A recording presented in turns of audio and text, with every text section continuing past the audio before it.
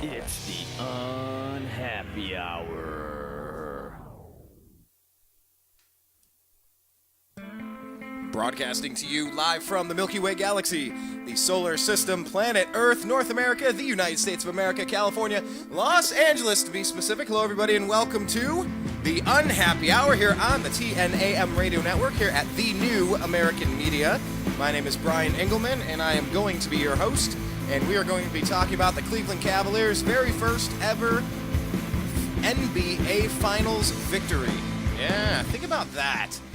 That changes things just a little bit when you put it into perspective. That's the very first time that the Cavaliers have won. Very first time that we've won. Yeah, you heard that. I started calling the wrong person. Check out our homepage, thenewamericanmedia.com, YouTube, Facebook, Twitter, etc. Let's get Zak Baris into the program. Former NBA scout, current NBA consultant, lifelong Cleveland sports fan.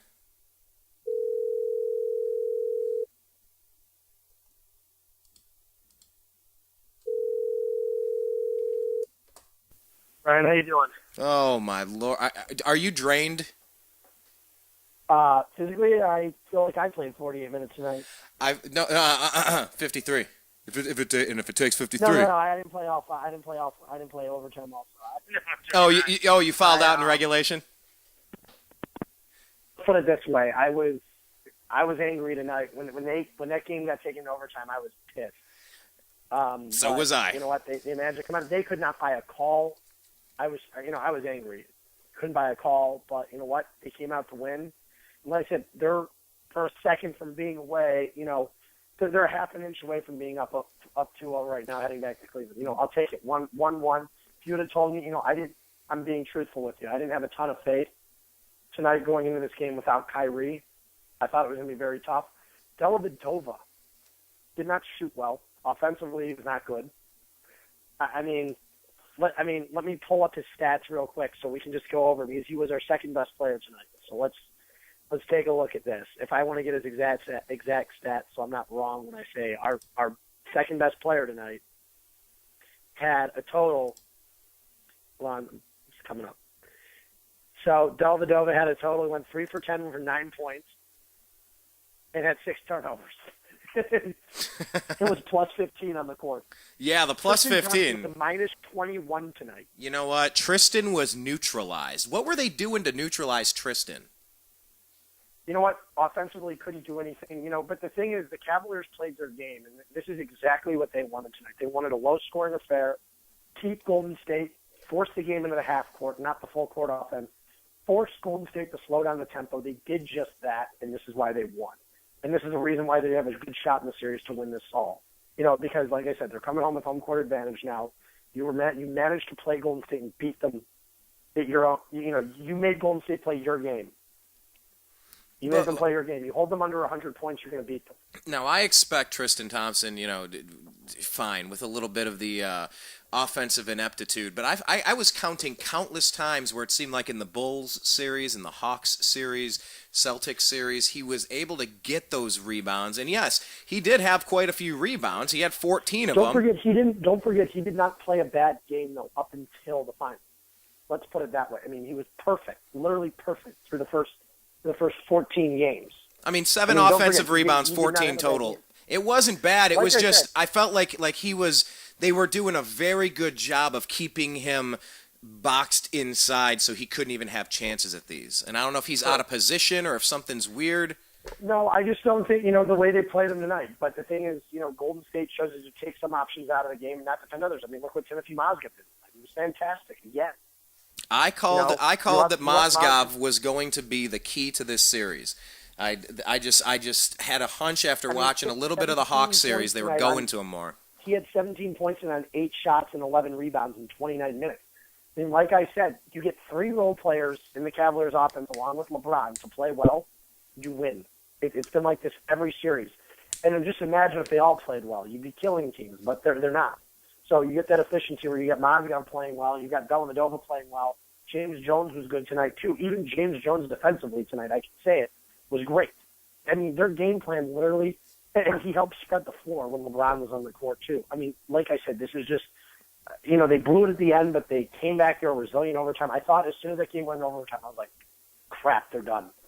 They're done. They blew it. And you know what? I was wrong. I admit that. I'm glad I was wrong. I felt like I was going to have a heart attack out there. I mean, yeah, it was rough. Team. I love this city. I love this city more than anything. So, you know, and just to see that win tonight was fantastic. You've got confidence coming back home now.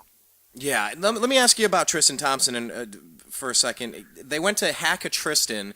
The Cavs were up very comfortably, and within about a minute, that lead was cut in half. Talk about the coaching decision behind leaving him in there before 2 minutes. Well, he was in there. He was in there right there. I didn't think they were going to go back to it yet. They wound up going back to it. Vlad eventually pulled him with 2 minutes and 55 seconds left. Right. While they could still hack, and pulled him and then stuck him right back in there when it was over. But those were a couple of key mistakes right there at the end, right? It wasn't even a mistake. It wasn't a mistake. You're playing the field. You're playing it out to see how it happens. Now, there's a decent chance he goes in there and makes those shots too. You know, it happened. You know, usually the hack stuff doesn't work very well. Tonight it did work, and they got him out of there pretty quickly. So they did what they had to do. They neutralized it. But, you know, whatever they did, you know, tonight, flat out coach Steve Kerr. There's no doubt about that. Don't forget the rotations he's playing in. He's playing with 6-7 guys. Well, okay? yeah. Mike Miller had 6 minutes, but, I mean, that barely counted. I am not even counting it. He plays with 7 guys in a 7-man rotation. Golden State is so deep, they don't even play David Lee. Think about David that for Lee a second. doesn't even see the court. That's what I'm saying. That's how deep they are. I know. I want to start a pickup game with like the Cavs reserves, the Cavs injured players like Kyrie, Kevin Love, Anderson Varejao. I mean, I could tell you this. Right now, and I'm just going to come out here and blatantly say it because I'm not afraid to. If this is a fully healthy Cavs team, they would destroy Golden State. Destroy them. They're not. These two teams they wouldn't even be on the same floor together. That's what I'm saying. You get a healthy Cavs team with Love, Varejao, and Irving, with being able to spread the floor, they're going to do what they did to Golden State and Cleveland when they clobbered them. I know they only won by 12, but they were up by almost 30 in the fourth quarter when they took out all the starters. You know, this is a team that would absolutely crush Golden State. And you're looking at a team without Kevin Love, without Varejao, without Irving that just beat them in the first game, should have beaten them. Was a half an inch away. And then we have the Brendan Haywood contract next year. We're going to parlay into some other player. You know that for sure. I don't know what they're going to do with it. I think they're just more focused on re-signing what they have now and then picking up an extra wing, depending on what they do in the draft. But I think you'll see them sign a wing or use that money or use that trade to go out there and get a wing. Hey, that's what you desperately need, someone backing up LeBron. Tell me about Matthew Dellavedova and the defensive job that he had on Steph Curry tonight. Because it doesn't show up in the statistics, but people need to know that Kyrie going down... No, it does show up in the statistics. Steph Curry didn't make a shot on him tonight. Okay, there you go. Well, they'll look at the box score and see Steph Curry had 19 points. They'll say, oh, he had 19, 6 rebounds. Okay. The box score means nothing. Take a look at efficiency. Tonight, Steph Curry took a total of 23 shots. He went 5 of 23 with 19 points. That's an awful shooting night. It doesn't matter. Points don't matter. 2 of 15 from the three-point line. Yeah. He set an NBA Finals record for most misses from the three-point line tonight. You just wasted an A-plus effort, too, from Klay Thompson. Talk about Klay Thompson tonight. I was watching... Oh, and by the way, thank you to Maurice Spates for missing that dunk. Well, okay, we'll get to Maurice Spates, but, you know, I saw about 5 different fouls that should have been called for LeBron James, and the ref, I'll tell you what, I think Mr. Vice President of the Players Association, LeBron James, should make a phone call and see if that referee that swallowed his whistle might have some Vegas connections. That was insane. Tony Brother is ridiculous. I mean, there's always been talk of him altering games.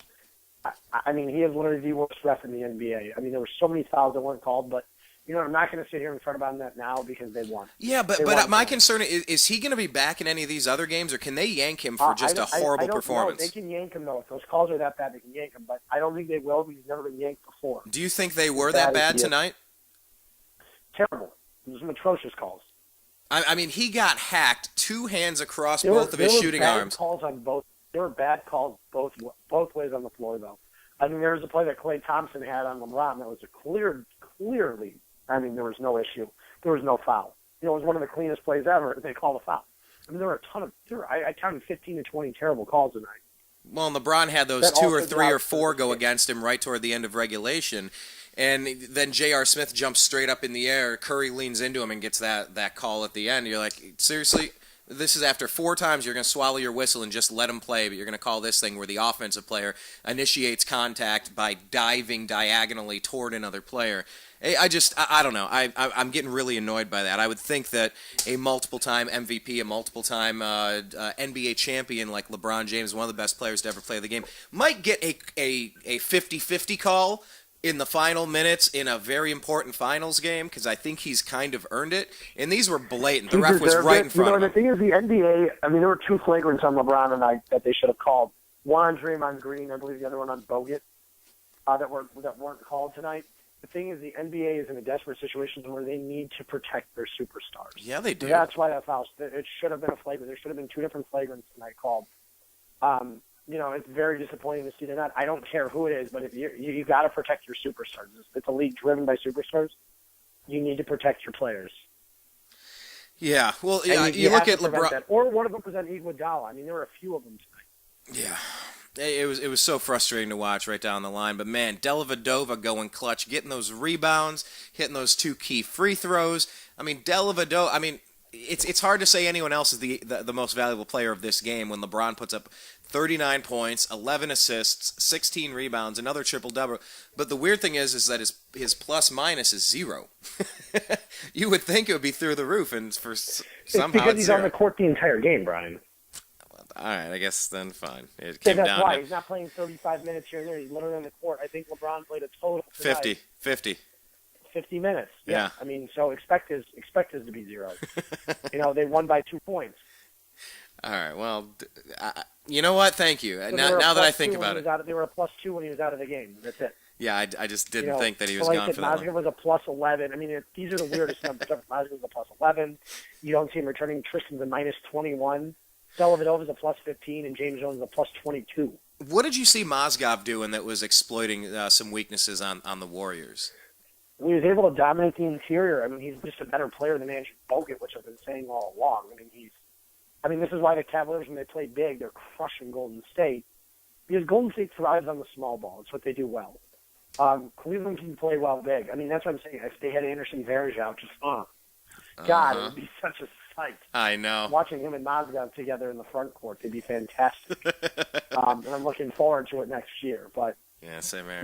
this team, like I said, if you're sitting there, you're Kevin Love right now, you're going, how the hell am I going to leave this? If I'm on this team next year, we got a championship. Well, Kevin Love, in between, after Game 1, he came out and he's like, I've never wanted to play in a game more in my entire life. Like, I mean, exactly. Exactly. He's not getting that with the LA Lakers next year, despite what anybody says. He's not going to get there with Kobe Bryant. His chance at titles with Cleveland, I think he's going to be here for a while. I think so too. I think so too. Tell me anyone that's going to leave LeBron too. I mean, he's the most dynamic player in the game. I mean, if Steph Curry, let's say this, if Steph Curry's missing Klay Thompson and Harrison Barnes or Klay Thompson and Draymond Green, do you think Golden State would even stand a chance in this series? No, I don't. No. I don't. Not at all. So there you go. I mean, that's what I'm trying to get at right here, is saying nobody in the league other than LeBron can do what he's doing with this team right now. You're playing there with a 35-year-old James Jones, an undrafted point guard in Dellavedova, who last year wasn't very valuable at all, and even during the regular season wasn't great. Right. Who really turned it on during the playoffs. You're doing it with 3 New York Knicks rejects. I mean, think about it. Yeah, because everybody forgets Mozgov, although he wasn't part of that the Knicks trade. The Knicks did used to have him. He was part of the Carmelo trade. Yeah. But, I mean, that's what I'm trying to get at here, saying, look what LeBron's doing with these guys. Hey, talk about... I mean, going into the year, Kyrie Irving was an underachiever. Tristan Thompson, didn't really have a huge impact. People are going, oh, my God, the Cavaliers made a huge mistake by taking Tristan over Valanciunas, over Klay Thompson, over Kawhi Leonard. But would the Cavaliers even be here right now if it wasn't for Tristan? Probably not. No, I don't think so. That toughness and those extra chances, that just kills the will of the opponent every time. And that's why they're so important. I mean, the Cavs had plenty of sloppy plays during this game. But they were actually able to pull it out. And, yeah, you're right. We were 1 free throw away, 2 inches away from being up 2-0, going home for 2 games. I mean... They were also close to being down 0-2, so, it can go either way. Yeah, that's true. And something that I was thinking a lot of this game, at least in the first half especially, if we didn't figure out a new plan for Klay Thompson, we were going to be 0-2. What did you see with the different people that were guarding him, and how do you think we do that moving forward? The Cavaliers were able to play the switch. At the top of the screens at the top of the key, the Cavaliers were able to play the switch better than anyone. They were. And that's what really helped them. With Dellavedova, with Shumpert, JR, and LeBron, they were able to play the switch so well, and Thompson especially, too. Watching Thompson being able to guard Curry tonight was just fantastic. Yeah. I mean, every time Steph Curry touched the ball, I never really saw him as a true threat tonight. And I wasn't worried about it. He had the cheap call when he leaned in on, J.R. Smith, which just pissed me off.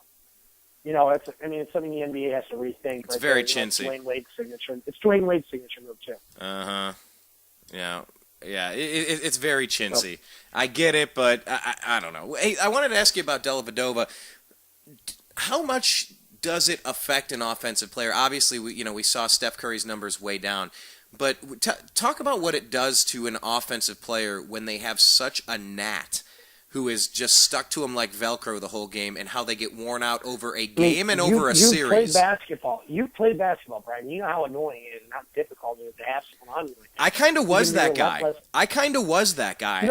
I wasn't tall. The thing is, not only Dellavedova's 6'4", he's not small. Dellavedova's bigger than Steph Curry. Oh, okay. Right? People need to realize that Dellavedova's not 5'9", he's 6'4". I run him to the grocery store all the time. He's not a small guy. Trust me. Okay, that's number one. Did he leg lock you in the grocery store? No, he did not leg lock me. So getting back to Dellavedova, not only is he a defender, but he gets in your head too. He sits there, he pisses you off, and you're like, what can I do? And that's the thing, though. He starts there, he gets in your head, and I think that's the biggest thing about Delly. Andrew Bogut, I'm seeing him setting. Greg mentioned something along the lines on Twitter, and we're at American_media_, by the way. Zach is at Zak Baris, that's ZBARIS. Actually, I totally forgot what Greg said, so I'm going to have to pull it up. Completely lost my train of thought. All I could think of, was Dellavedova. I don't know if you're a South Park fan, are you? Yes, I am, yeah. So I don't know if you remember the old Russell Crowe episode, where he's fighting around the world. Which one? Russell Crowe? Yes, I do. The Terrence, yes. So a lot of my friends and I, we've always had this joke about Dellavedova. We've always nicknamed him Tugger, which was Russell Crowe's steamboat. So it's just Russell Crowe's. It's just Matthew Dellavedova's floating around the world. Okay, so Dellavedova is Tugger. We need. Can somebody get him? The steamboat. All right, I'm gonna put the call out to Greg Moore. I would like you to make us that meme and tag us at American_media_ tomorrow. You're on the clock, Greg. No, but what he was saying, he was talking about Andrew Bogut throwing some dirty picks. Are you starting to see? Yeah. I mean, he's always a dirty player. How do you compare him to Joakim Noah? He's just as dirty. I've never liked Bogut. Never been a fan of him. But he's getting outplayed, and I feel like this team over the course of at least 5 games, maybe 6, maybe 7. I think that the Cavs are going to wear the Warriors down. I know that our bench isn't as deep, but I just think with that extended rest and knowing there's only a few more games in the season, who do you think is going to benefit from this series in getting worn down? Do you see the Cavs wearing down first, or the Warriors? The thing is, Golden State played in a 10-man rotation tonight. There's only so much you can do. I'm not too worried about it. It pisses me off that they're playing on Tuesday again. That I don't get why. You played Thursday night, and you had a 3-day break in Oakland, and you come into Cleveland, and, you don't even get in here until tomorrow, and you get a game Tuesday night. Yeah. It seems like you should have the travel day for 3, and then the games once you've landed, those are the 2 games. That doesn't make a lot of sense to me either. I think they're going to be just fine. I mean, it doesn't make sense to me. It does and it doesn't. I don't think they want Friday and Saturday night games because nobody's going to watch on a Friday and Saturday night. Okay. Sunday night's a popular TV night, so is Tuesday and Thursday, so that's why they did it. Well, they said that the Game 1 drew the best ratings for an NBA Finals game in the history of the NBA. I wouldn't be surprised if tonight did just as well, and Game 3 is going to be off the charts. I'll give it to this. LeBron is resilient. He's a man on a mission right now, and this is something I've never seen before. He's got these guys buying into everything. In what way are you seeing him play different? If we had this LeBron in 07, yeah, I don't know what would have happened in that series. That's all I can tell you. Mm-hmm. That's what I'm saying. This is the best we've ever seen LeBron. This is better than we saw him in any of the Miami series. And talking about getting his team together, getting guys to play into this. You know, LeBron would have never won in Miami without Wade and Bosh. And here he is playing kind of on his own. The Oklahoma City series, maybe he would have won without Wade and Bosh. I take that back. Yeah, he is a different player, and you know it's almost it's some kind of testament, but it's very weird that we've done this show now and we've gone over 20 different topics, but we haven't really discussed exactly how phenomenal this LeBron James performance tonight was. Tell me a little bit about what you saw out of this triple-double. He's fighting there for offensive rebounds. I mean, he's going there in everything. And these guys, like I said, these guys are buying in him. Yeah, I see the frustration from him, but like I said, this is clearly a guy. He's a man on a mission, you know. And if he wins this championship, he knows too that he won't even be a question. In my opinion, and I'm not saying this from anybody, I'm from Cleveland. The fact that if you can get these guys to win a title, this group of guys, he will be the greatest of all time. He's up there, and like I said, it's very hard to compare Jordan to LeBron. They played in two totally different generations, a totally different game, you know, almost 20 years ago. It was a completely different game than it is now. It is very different. There were a few more forearm shivers back in the 80s and 90s, if I recall correctly. This is a physical game. I don't think you realize how, like, being at these playoff games, I mean, I've been every single home game for the Cavaliers but one because I was out of town, which was Game 5 of the Bulls series. I don't think you realize how physical these games are. If they don't always show up on TV, when you're at these games, these are such physical games. LeBron is showing something different this time, and I felt lousy. I started the show off on Game 1. The show I did after that, I said broadcasting live from the pit of my stomach, and people thought it was hilarious for some reason. But I paraphrased what you were saying. You were just like, I can't do it. I can't do it tonight. I can't do the show. I felt horrible going to sleep, Zach. I felt terrible. I was sick to my stomach. I didn't sleep. I did not sleep Thursday night. I swear to God, I did not sleep. I was up all night tossing and turning. It was the worst sleep I've ever gotten in my life. No, up there. It was one of the top 5. You know, it was one of the worst nights I've ever had in my life. I was so angry. I thought it was over. You know, especially after losing Kyrie and just, you know, it was a gut punch. Yeah. It was literally a punch in the gut. And I said, you know, and I said to myself, I go, I'm so angry right now. I know the last thing I want to do is go and say something I'm going to totally regret for the rest of my life. So I didn't come on. I couldn't. Yeah. You know, it would have been the same tonight, too. I wouldn't, if the Cavaliers would have lost, I wouldn't have been able to do it. There are times when I can go on after a loss. A lot of times I can. This is, I'm, you know, like I said, it's being a Clevelander, it's emotional this time, and it's, you know, it's tough. And you watch that Kyrie Irving injury, and you just say, okay, is this the most Clevelandy thing you could have written into the script? But this is, yeah, exactly. And this is the thing is, this is, you know, if you go and you replay LeBron's message from when he came here, it's about hard work. You know, this is a city, you know, that, you know, nothing is given, everything is earned. And it's just, you know, that should be up above the Cavs locker room because that's how they're playing right now. They're not playing like anything's given to them. You know, Golden State, oh yeah, you know, I've got my jackass friends and jag-off friends from San Francisco, you know, who I went to college with, and I still have a lot of friends from there. Yeah, I met up with you up there in San Francisco. You know, we're going to win this series 4-0, and, you know, I literally want to punch one of these kids in the throat. So, and I probably would. I mean, if I was around the kid, I probably would punch him in the throat. No joke. But, you know, it's just irritating. Yeah, I don't know. I felt terrible after the game, and then as I started doing my show, I started kind of breaking it down, and I felt better and better knowing how close we were. I felt worse and worse knowing that we probably wouldn't have Kyrie Irving Thursday night. Yeah, and that's where I was at. But like as I started talking it out on the show, I started remembering the grit and resiliency of this team when Kyrie went down a couple series ago. Without Irving. They're 3-0 without Irving. I know. Let's think about that for a second. So, you know, it's not every day.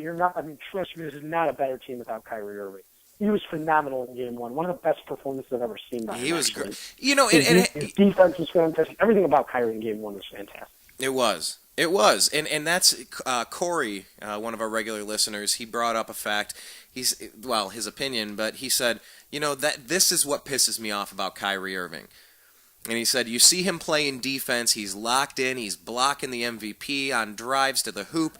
where is this guy the rest of the season? Where is he all the other time? To me, that tells me he's just lazy. How would you reply to that? Not at all. There are times when you can turn on. There's a different switch that gets hit sometimes. Okay. Any point in this season where the Cavaliers ever on the verge of elimination. There hasn't been any point this season. Not against the Bulls. Nothing. They have not been on the verge of elimination yet. Kyrie and LeBron and these guys, they turn it to different levels. You can only play at that level so many times. That's why, it's like during the regular season, we watched LeBron and everybody was like, okay, I think, he's starting to lose a step. He hasn't lost a step. He was saving it for the playoffs. And you think he knows his body at this point. He is. But if you go back and you watch the regular season, there were nights when LeBron's lackadaisical and just, the movement with the basketball just isn't there. He's throwing the ball around. He's having, he's just fucking around. Ooh, excuse my language, but he was. No, now we're on an F-bomb streak. We got 2 straight shows with him. You would watch LeBron and that's my first F-bomb on the show, but I'm saying no. No, you would watch LeBron and he would look disengaged. We're not getting called in by the FCC. So. It's still the internet until Obama takes that over too. That's what I'm saying though. This is a guy he's a man on a mission. He's not screwing around anymore. You don't see him with those stupid turnovers that are just going, why is he doing this? He had one tonight. Yeah, he had that one toward the end. You're like, no, what are you doing? But yeah, he played a nearly flawless game. Which you call into question, where he's like, what is he doing?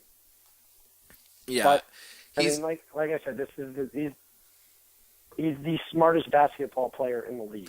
What about his passes too? All those cross-court, cross-body, all the way down to J.R. Smith. He just knows where his teammates are. It's a team that's so well in sync with each other. And that's why I have so much faith in him. And this I think a lot of Clevelanders were a little down. Today I was at Heinz. I'm shopping and buying dinner. And, the checkout lady, she's like, I'm wearing my Cavaliers stuff. And she goes, man, if they lose, and trust me, a lot of Cavs live downtown, so they all shop at Heinz. And she's like, if they lose, I'm not even going to check these guys out. I was like, do you know how hard they played? They played their asses off this season. I was like, you have to be kidding me. You don't think they're going out there trying?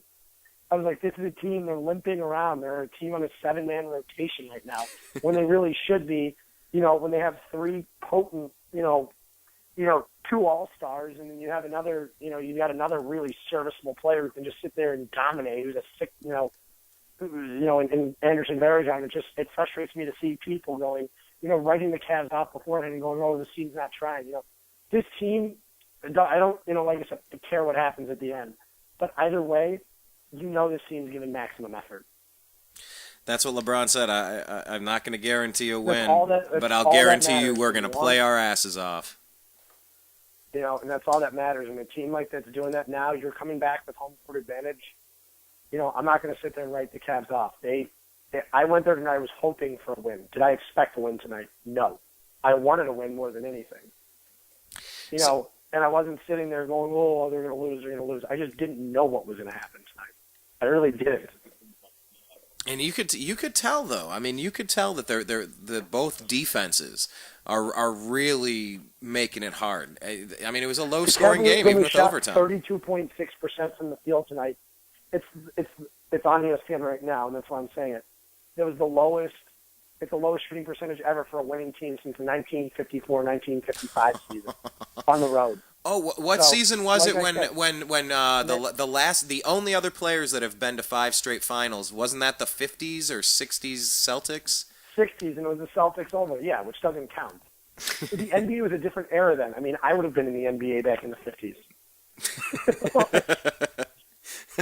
I would have been a power forward. Yeah, I was going to say, and you'd be a forward. It is a very different game. The wilt to Kareem to Magic to Jordan. 60 points a game. Yeah, they are different. But let's put you in Coach David Blatt's position or Coach LeBron James' position. We've been through what we've been through. What is your game plan coming into Game 3? How would you take the experiences? The same thing it was in Game 2. Sit there and play your game and slow down the pace, and you're going to get this. Golden State does not play well. If you score them to less than 100, you're going to beat them. Okay. All right, so keep it slow. And then regarding the refs, is there any sort of is there anything that There's can be? nothing you can do about the refs. There's nothing you can do about the refs. There really isn't. So you go out there and, like you said, you play your ass off and you do what you have to win despite the refs. And they did that to me. They did it. Well, I'm really proud of him. I did my show after the Game 1 loss, pretty heartbroken, pretty distraught, and then halfway through I started figuring out, hey, there's a lot of positives to take from this. And then I did. Oh, by the way, we're having a new show tomorrow with it's Greg Moore. It's Sports and More with Greg Moore. Check it out at 1:30. You can check it out at blogtalkradio.com/The New American Media, 1:30 p.m. Eastern, I believe. But I did Greg's show right after my show, after the loss. So I did Greg's the next day, and by that time, I was a cheerleader. By Greg's show the next day, I was a cheerleader, Zach. Like, just something, I don't know, something changed. I just started realizing how close we were and how feasible it is to win even without Kyrie Irving. I felt really good. I feel good now. I feel like we can win this series. Yeah, I don't know. I guess I don't want a prediction from you again. How you see it playing out? Like I said, I'm not going to sit here and make a prediction, but if I had to, like I said, the Cavaliers, if they can come home and swipe these two at home, they're in full control. Control. Absolutely. And that's what you want. And the best part tonight is they proved they can win on the road in a hostile environment, down 0-1. Tonight was basically a closeout game for Golden State. They go up 0-2, the series is over. See, and even thinking about it before the game, what my thought was is that unless the Cavs go 0-3, whatever. So if you lose 2 in Golden State and then you win 2 in Cleveland. Here's the reason why if they go down 0-2, it's a closeout. You go down 0-2, you're forced to win the next 2 in Cleveland. You're not just forced to win the next 2. You've got to win game 5, basically, too, in Golden State. That's the biggest part. Because you don't want to go back there for a game 7. So basically, all those games become winnable. You have to win those. So it is what it is, and they did it tonight. They did it. They know their heel. They knew they were backed up. They were backed up against the wall. They came out and they won. So kudos to this team, man. Kudos to this team, to Dellavedova, to Mozgov, to LeBron James. And by the way, this is another thing that's driving me nuts. Michael Wilbon. None of these guys know how to pronounce his name. Not Dellavedova. It's Dellavedova. Okay, Not seriously. I tweeted out a couple days ago. Not that difficult. A couple days ago, to ESPN Los Angeles, I said, and it was on ESPN, one of the other anchors, I forget who, I just said, hey, at ESPN Los Angeles, for the love of God, will you tell your crew it's Dellavedova? It's not Dellavedova. There's no such person. You sound ignorant. Y'all sound ignorant. And they just do. I could be on the LA Sports Talk radio guy. What would he say about it? Okay, so like home. His name isn't Dellavedova, it's Dellavedova. That's the one thing I miss about LA. I love listening to like Brian Rosillo. Yeah, but caller, I believe you had a point to make about the free agents that the Lakers could sign next season. Go ahead. Yeah. Okay, so we get like LeBron James and we get like Kevin Love and we're in the finals next year. You think it's gonna be? You think it's gonna be that easy for him to just go ahead and jump ship and come on over? Is there enough cap space? You think that they want to do that? Oh yeah, man, it's the Lakers. It's the Lakers, of course, the Lakers. That's the answer. We got Kobe Bryant. LeBron wants to win Kobe a ring next year, man. LeBron wants to win Kobe a ring. And they got Carlos Boozer, Julius Randle. And they're going to have Jaleel Okafor. Yeah. Why wouldn't anyone want to play there? Get your mind into the Lakers thinking. I love it. Yeah, well, it's in my backyard for now. I sure miss being around Cleveland. I would love to be downtown for this game coming up here, Game 3. If they win, by the way, would you be flying in for the parade? Hey, do I dare even go there mentally, Zach? I'll talk with you off air, but I'll talk to you about that in a couple weeks. Yeah, well, yeah, maybe I'll be taking a visit to the Great Lakes Brewing Company sooner than. Hey, you know what? We got a lot of series left. Maximum of 5 games, minimum of 3. I don't want to put the cart before the horse, but I'll tell you what. Even after losing Kevin Love and losing Kyrie Irving, Zach, I am confident that this team has what it takes. Yes, they have got heart, they've got guts, they got Dellavedova, and they got the best player on the planet, LeBron James. And LeBron James. It's going to be loud in there for Game 3. It's going to be super loud in there. I wish I could be there for that, but hey, if the I parade will is the for best sure be I there can for get. Game 4. No guarantees on Game 3, but I will for sure be there Game 4. Hopefully, I'll most likely be there Game 3, but definitely Game 4. All right. Well, hey, man, we will regroup again after this Game 3. I am exhausted. It feels like I played 53 out there, but hey, this is the good kind of exhaustion. I will be up all night because that's my adrenaline is pumping. I know. So Fight or flight syndrome, baby. Here we are. Cavs just won the very first. Might as well go for a run right now. Heck yeah, go full bore. This is the Cavaliers' first NBA Finals victory. Hey, maybe it's step 1 of 4 steps to completing the breaking of the curse with King James. Zach, I appreciate your time. Everybody follow him on Twitter. He's at Zak Baris. And if you haven't checked us out, we're at thenewamericanmedia.com. Subscribe, youtube.com/thenewamericanmedia. Do a search on Facebook for The New American Media with spaces in between and like our page. And on Twitter, we're at American_media_. That's American Media_. American Media_. What? You get it. Go Cavs. Peace out.